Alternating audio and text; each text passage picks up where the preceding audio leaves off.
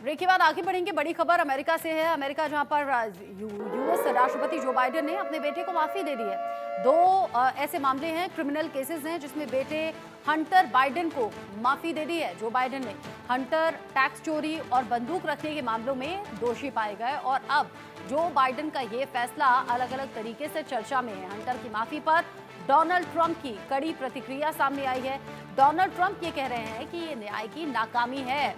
हाल ही में राष्ट्रपति चुनाव हुए हैं, डोनाल्ड ट्रंप उसमें जीत गए हैं, जनवरी में उनकी शपथ ग्रहण होगी, लेकिन उससे पहले जो बाइडेन की तरफ से बेटे हंटर बाइडेन को माफी दी गई, वो भी क्रिमिनल केसेस में।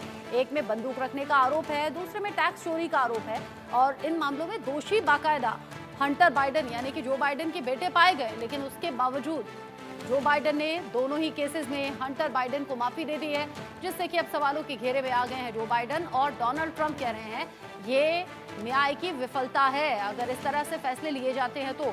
हालांकि अक्सर आपने देखा होगा जो पावर में रहता है वो अक्सर अपने ऐसे फैसले लेता है जिससे कि उन्हें नुकसान ना हो या उनके परिवार का या उनकी पार्टी का बचाव हो सके।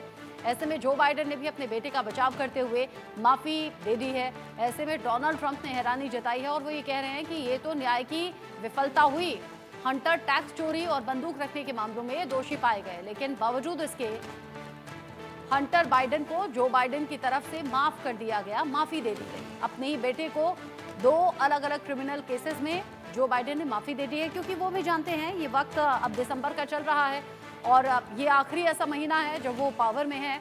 और ऐसे में डोनाल्ड ट्रंप जब राष्ट्रपति की शपथ ले लेंगे तो फिर चीजें उस तरीके से नहीं रहेंगी और उससे पहले ही हंटर बाइडेन यानी कि अपने बेटे को उन्होंने राहत दे दी है माफ करके।